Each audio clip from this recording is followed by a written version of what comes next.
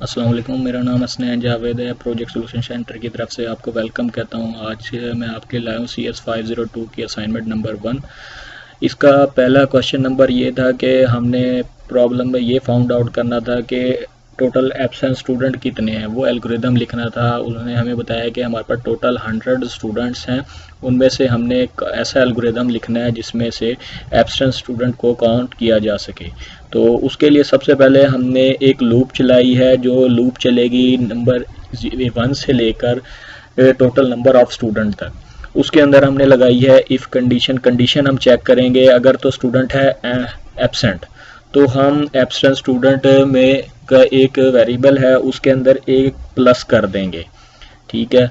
और साथ के साथ ये स्टेप बार बार रिपीट होगा, चेक होगा, बार बार ये चेक होगा। 100 स्टूडेंट तक ये लूप चलेगा, क्योंकि नंबर ऑफ स्टूडेंट 100 है तो ये लूप 100 टाइम चलेगा। उस 100 टाइम में जितने स्टूडेंट एब्सेंट होंगे उतनी ये काउंटिंग प्लस होती जाएगी, और अगर स्टूडेंट एब्सेंट नहीं होगा तो ये काउंट प्लस नहीं होगा। तो ये था क्वेश्चन नंबर का पार्ट 1 का आंसर। इसके साथ ही क्वेश्चन नंबर 1 का पार्ट बी का आंसर था है कि इसने क्वेश्चन किया था find the best case and worst case time of given piece of code. अब इसमें बेस्ट टाइम वो टाइम होता है जो कि हमें सबसे पहले फाइंड आउट हो जाए, जिसमें कम से कम टाइम लगे फाइंड आउट करने में, तो उसे हम बेस्ट केस कहते हैं। और वरिस्ट केस टाइम उसे कहते हैं जिसे में ज़्यादा से ज़्यादा टाइम कंज्यूम हो, उसे हम वरिस्ट टाइम कहते हैं।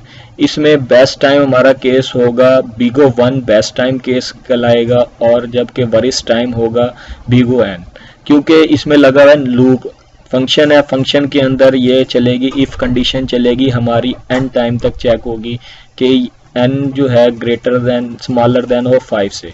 तो अगर तो n हो 1 तो फिर तो 1 टाइम बेस्ट केस होगा। अगर तो ये चलती है हमारी n टाइम तक, तो और हमें फाइंड आउट हमें जो चाहिए वो फाइंड आउट होता है आखिर में, तो वो हमारा वरिस्ट टाइम होगा। इस लिहाज से बिगो 1 बेस्ट टाइम है और वरिस्ट टाइम इज बिगो n है।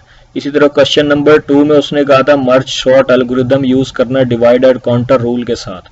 तो उसका प्रोसीजर ये है कि पहले हमने इसको डिवाइड कर लेना है, अपनी अरे को जितने भी वो नंबर ऑफ हमें देता है शॉर्ट करने के लिए, उसको 2 से डिवाइड करके 2 हिस्सों में डिवाइड कर लेना है।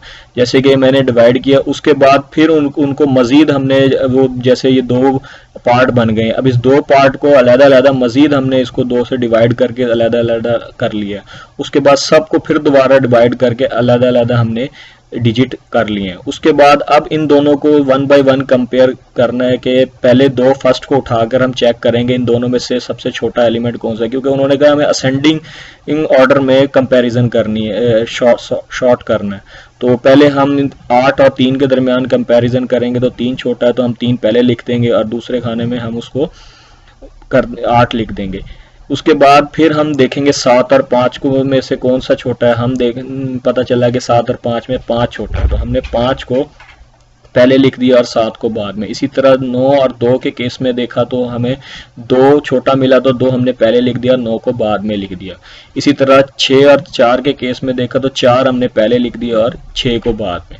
अब ये 2-2 के 4 पेयर बन गए हैं। अब इसमें से अब हमने देखना है फर्स्ट पेयर को सेकंड पेयर के साथ कंपैरिजन करना है और थर्ड को फोर्थ पेयर के साथ कंपैरिजन करना है। अब फर्स्ट पेयर का हमने पहला हिस्सा उठाया 3 को हमने कंपैरिजन करा सबसे पहले सेकंड पेयर के पहले एलिमेंट के साथ, फिर उसके बाद अगर दोनों में नहीं मिलता तो फिर हमने अगले में जाना है। अब पहले में हमने 3 और 5 को कंपेयर किया तो हमें मिल गया 3 छोटा, तो हमने 3 को यहाँ पर लिख दिया और 3 हमारा हो गया ख़त्म।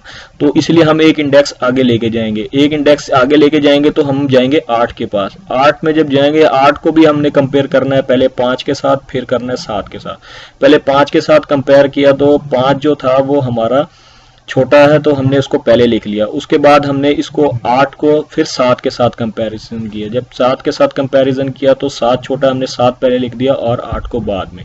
सेम इसी तरह हमने 2 को कंपैरिजन किया 4 के साथ, 4 और 2 में हमें 2 छोटा मिला, हमने इसके ख़त्म हो गया। अब हम चले गए 9 पे, 9 को फिर हमने कंपैरिजन किया 4 के साथ, तो 4 हमें छोटा मिला तो 4 हमने पहले लिख दिया और फिर हमने 9 को कंपैरिजन किया 6 के साथ। जब 6 के साथ कंपैरिजन किया तो 6 हमें छोटा मिला, तो 6 हमने पहले लिख दिया, 9 को बाद में लिख दिया।